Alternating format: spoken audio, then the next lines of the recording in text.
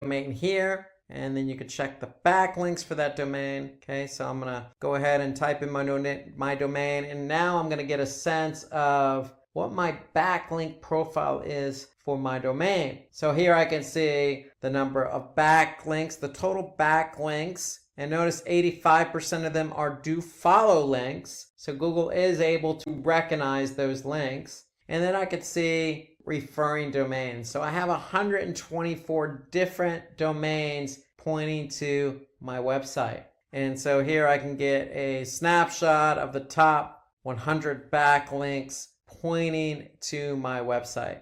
And so this just gives me a snapshot of what's going on with my off-page SEO performance. Again, it's a free tool. It's good to use because it gives you an idea of what your off-page SEO situation looks like. Okay, another tool you could use is Pingdom. Okay, you can set up a free trial here. It's good for 14 days, and it allows you to, look at page speed. It allows you to monitor the site itself in terms of, visitors, maintenance, etc. So you can use Pingdom as well. However, it's only a 14-day free trial, but it does give you some good insights into SEO.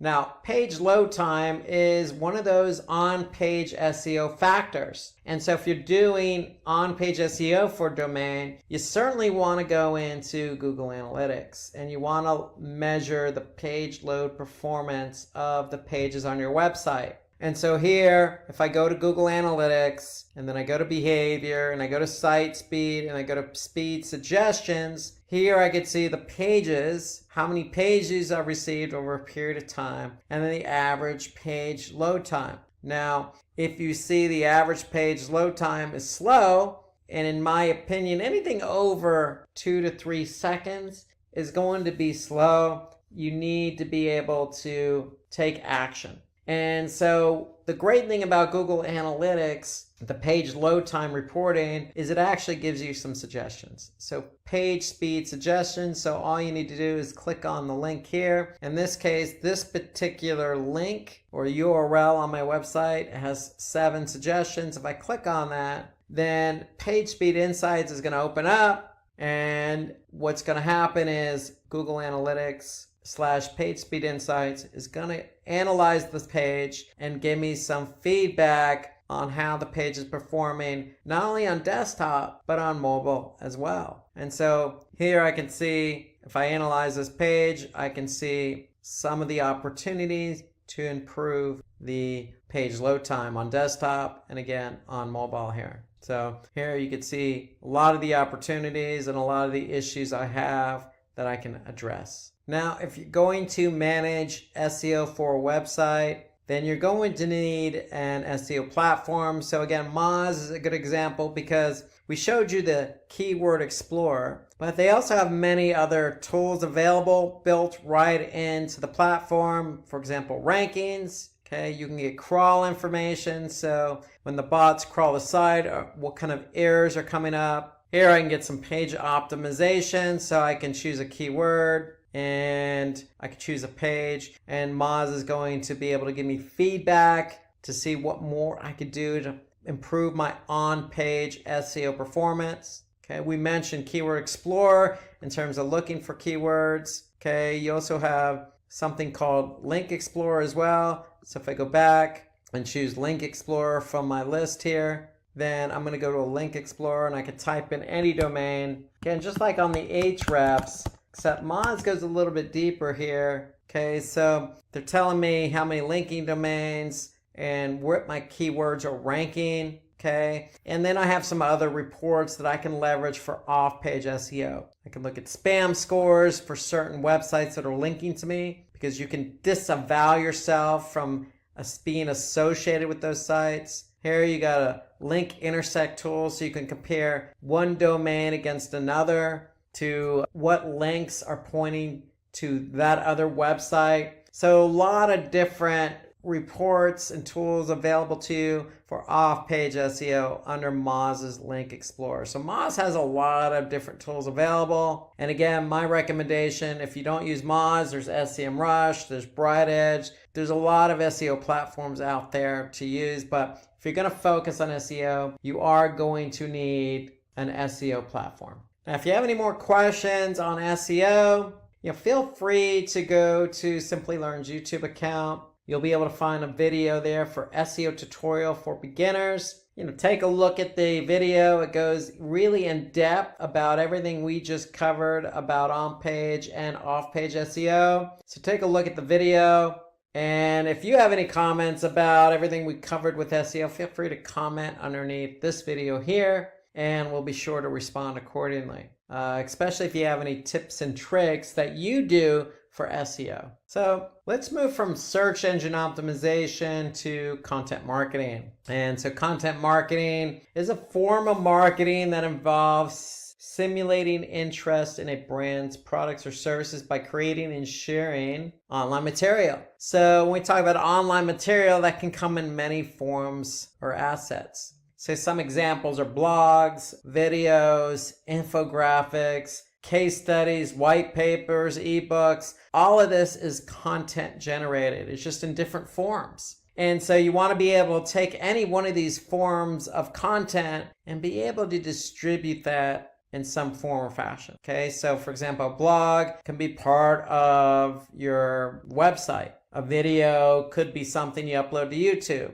An infographic could be something you actually share on LinkedIn. So all these other assets could be integrated throughout. They could be shared or used on your website, okay, for people to grab and share and use and comment on. Okay, so that's what content marketing is. You need to be able to push out content so that people have a better understanding of your product or service. The process of content marketing is you really want to decide what goal you want to achieve with your content marketing campaign. You want to define your buyer personas to determine the audience best suited for your content. Okay, so what are you creating? Who is it for? And then you want to run content audits to determine the best type of content that can be used. And when we talk about content audits, we're talking about, content that's already been posted. Are people sharing it? Are people downloading? Are people viewing it? And so you want to be able to understand over time what people are reacting to so that you can reuse or continue to use that content that seems to resonate with your target audience. So you want to choose an appropriate content management system. So if it's a blog, you want to use WordPress maybe. So you want to start brainstorming for ideas, for new content ideas. So in my opinion, maybe put together a content calendar and jot some ideas on that content calendar. Then you want to settle on a particular type of content you want to create, and then you want to be able to publish and manage your content. So some popular tools used for content marketing, you have Buffer, you have BuzzSumo, Follower Wonk, Hootsuite. So let's go ahead and take a look at an example of a content marketing management system. And we're going to use WordPress. And so if we go into WordPress here, on the back end, we're logging a login. And so the reason why we use WordPress is because we can post blogs. So in WordPress, if I go to post here, I'm going to be able to see all the different posts that have been posted over a period of time. And the great thing about WordPress is you can optimize it for SEO. So if I go in here and look at this recent blog post that has been posted, I can go ahead and edit it. And when I edit it, okay, I'm going to be able to look at this blog post in a visual format, and I can also look at it in HTML form. So notice the great thing about WordPress is I can use imagery, I can insert videos, I can insert infographics, I can attach a white paper case study to it. And then again, we have something called Yoast SEO plugin. So we've installed a plugin here.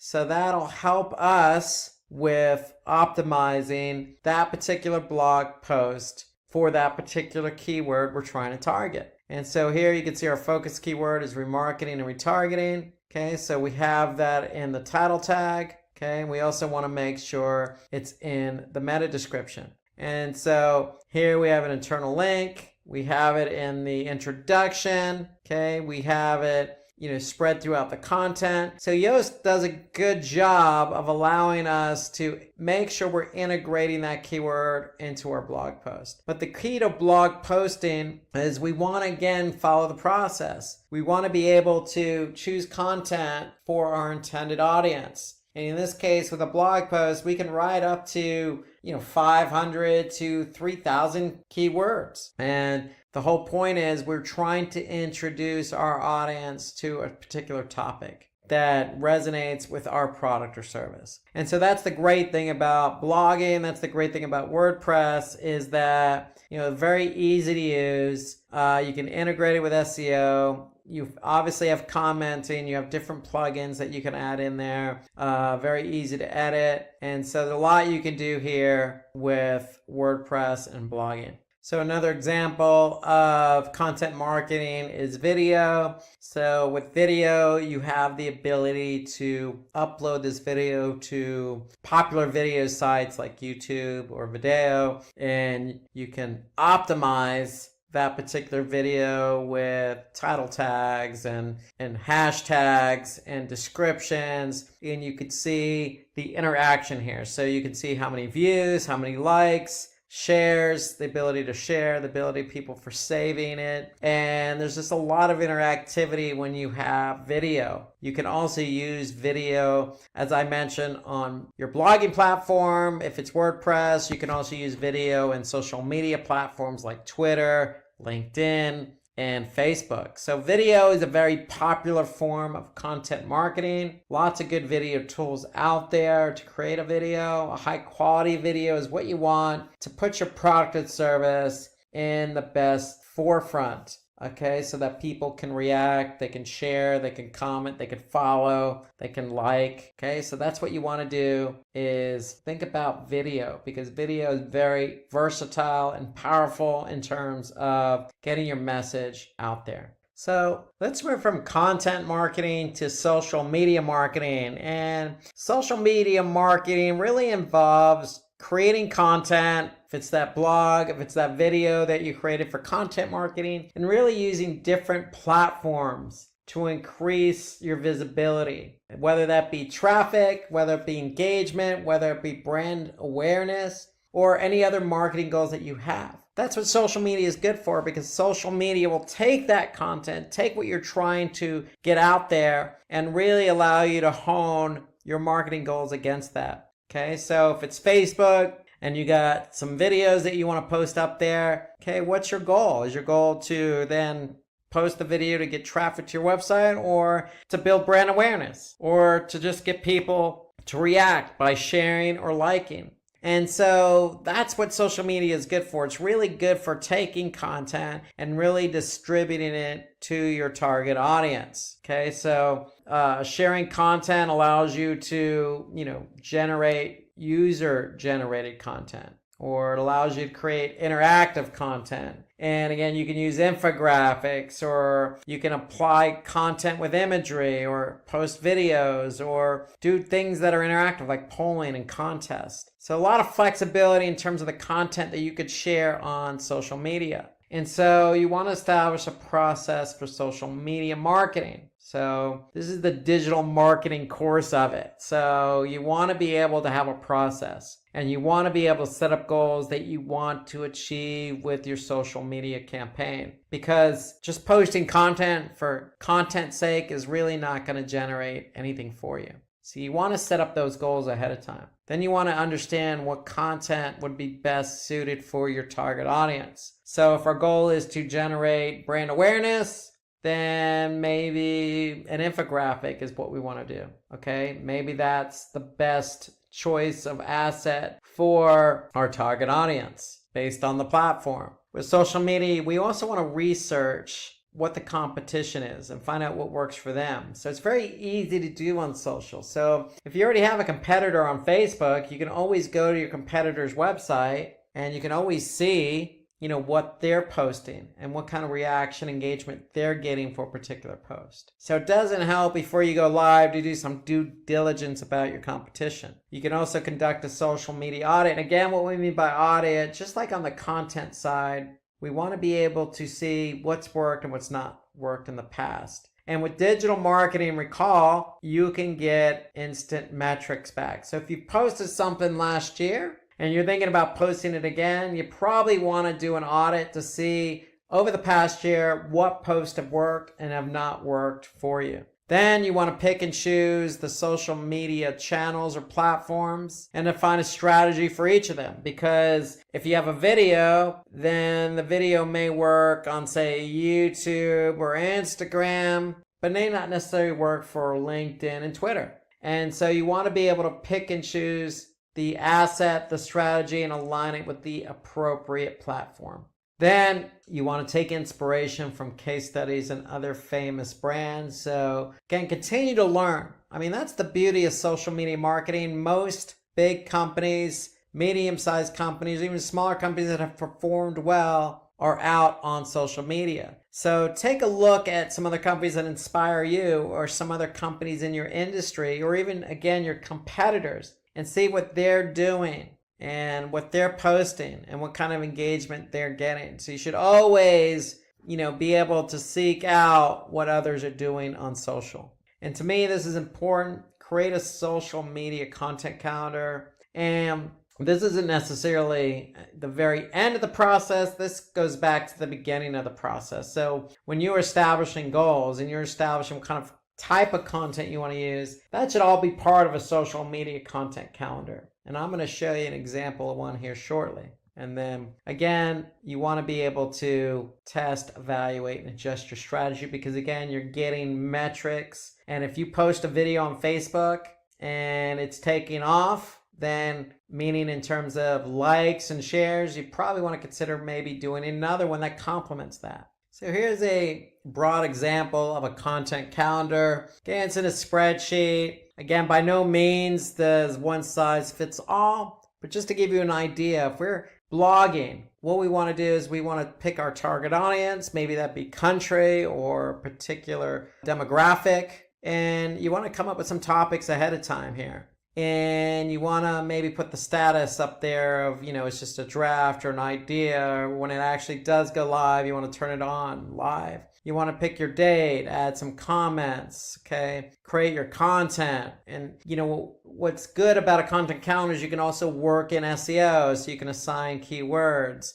And then you could add those keywords to Moz for ranking. You can create your title and meta description. Then you can carry that content forward and choose a particular social media platform to post to. So that's the beauty of a content calendar is it allows you to think about things up front and then prepare the content accordingly so you can optimize it for organic search and post it on social media for off-page SEO and for social media marketing. And so you just want to get organized ahead of time using a spreadsheet, in this case Google Sheets, to lay out the topics ahead of time so you can write the content for your intended audience. That to me is the way to go. Now remember, there's lots of different forms of content that you can use with social media marketing. Here we have video, so you can see this video could be posted on YouTube or LinkedIn or wherever. And the whole point is you want to be able to measure engagement. Here you can see this is just an image. It's just a file, and this has been posted on Facebook. So here we can see how many likes and comments and then shares. And so you want to be able to leverage different forms and different assets across social media to see actually what works and what doesn't work. And again, look at what other companies have done, whether they be competitors or not. See what type of assets they're posting and what's working for them. Now, when it comes to social media marketing, there are lots of tools available. Okay, you got Buffer, Hootsuite, Sprinkler, Post Planner, Later, Sprout Social. I mean, the list of social media marketing tools is endless. And just like SEO, you will need a platform to work with. So with SEO, we showed you Moz as the SEO platform. With social, we're going to show you Sprout Social because with Sprout Social, if you have a content calendar, if you have a lot of different assets, you want to be able to organize those assets and content across multiple channels. And the great thing about using a social media calendar is, yes, you can publish and organize your post accordingly. You also have, most social media platform tools have listening. So you can listen in on keywords and audiences, different brands and industries and conversations that are being had about a specific topic. Okay, and again, most social media platforms, if not all, have reporting. And so this is important because you can actually see, how your post or different assets are performing in terms of engagement. And so to me, that's important. If you're going to focus on social media as a platform, as a channel, you want to have a social media platform tool that will help you organize your content, publish it accordingly, listen in, and get that report to help you figure out what's engaging and what's not engaging. Again, so that you can, react to the content that you're using and sharing. So that's Sprout Social as an example, but you will need a social media platform. Now, the other benefit to social media is, in some cases, you could actually pay to have your post out there. And so, for example, on Facebook, we could set up a paid campaign to target our intended audience. And so with Facebook owns Instagram, so you have the ability to really put your content out in front of your target audience on Facebook and Instagram. And so what you need to do is go to Facebook Ads Manager and simply just create an account or campaign. You want to be able to create a campaign, and by creating a campaign, that means you're going to have to go through a particular process here. So if first we want to do is choose our objective. Okay, so you always want to have an objective for your campaign.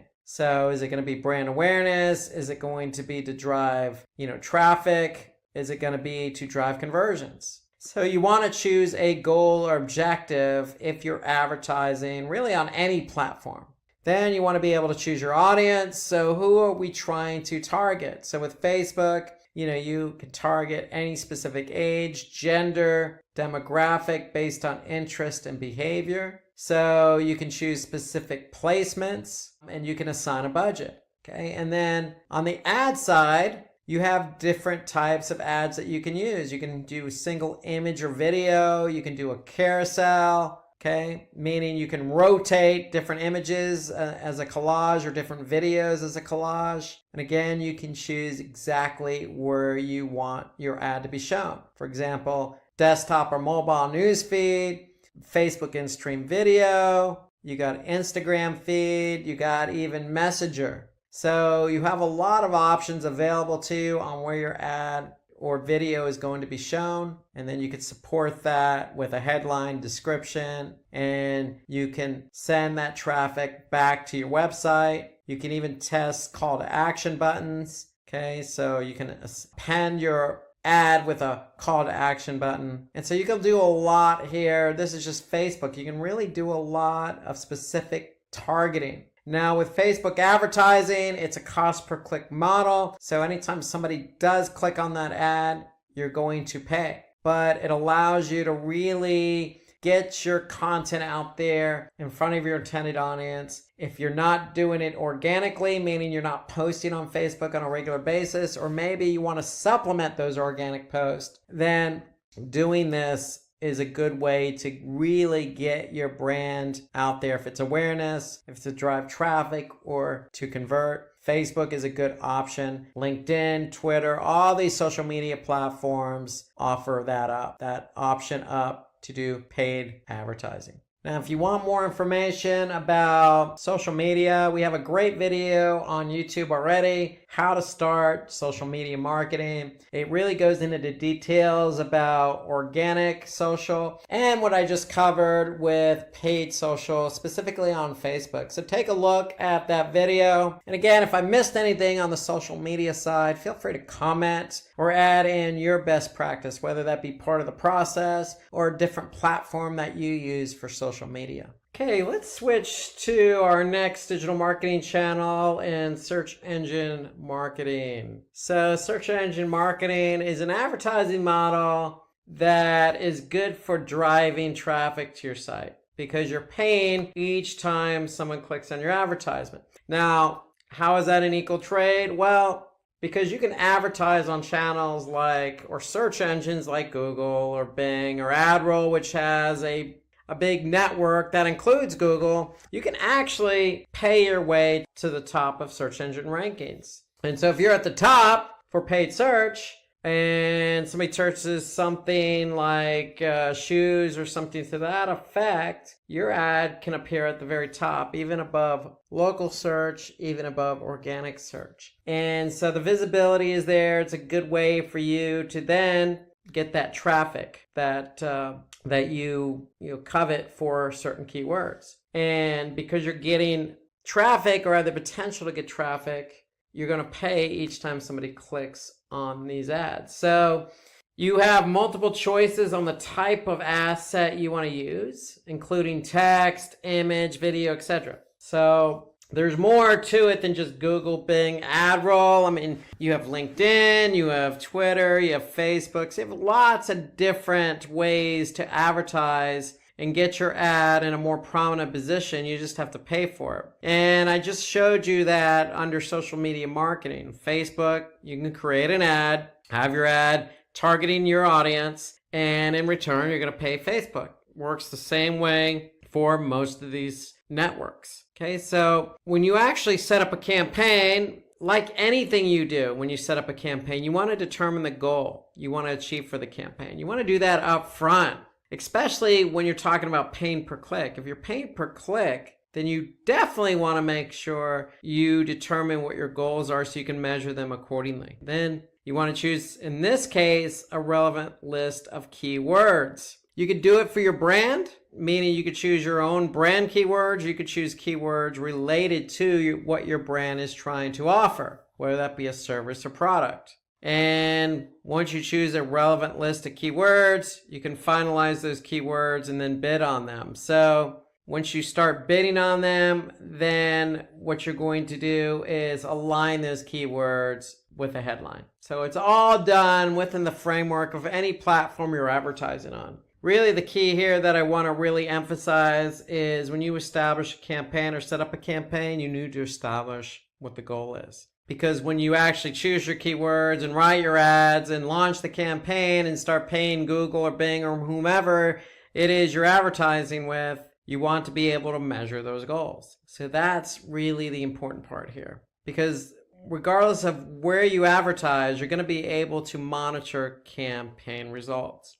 And so with Google, you can even import conversions into the campaign. So for example, if I go to Google Ads, for example, if I go to Tools, okay, you can see I'm running campaigns. What am I trying to accomplish with these campaigns? Well, in this case, I'm trying to get donations. People click on donations. So I can go to Tools, click Conversions, and then I can see what conversions are added to my account.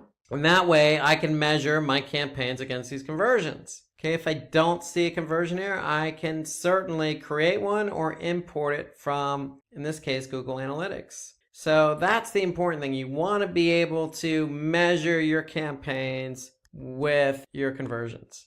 And then just as important, you want to be able to optimize your campaign. Because if it's not performing, if you're running a campaign, you're running up costs, and you're not getting conversions, you're probably not going to be continuing to run those campaigns. So you want to optimize your campaign and retarget potential customers. So retargeting is always a good option. Retargeting is targeting someone that went to your website and basically acted in a certain way, meaning they went to a certain page or abandoned a cart or actually purchased or downloaded something. Okay, you define what action you want that audience to take in order to retarget to them. Okay, so the whole point is you can configure your retargeting campaign based on certain behavior on your website. And the whole point there of retargeting is you're pulling people back to your website. So in addition to optimizing, search campaigns, you can, one of the benefits of search engine marketing is you can run retargeting campaigns. So here's an example of an ad. Okay, so here you could see it's a good ad in the sense that it's using everything available to it. So for example, here I could see 3 headlines. So Google, in this example, allows you to add in 3 headlines. So here you could see Simply Learn official site, get certified, get ahead. Then you can see simplylearn.com.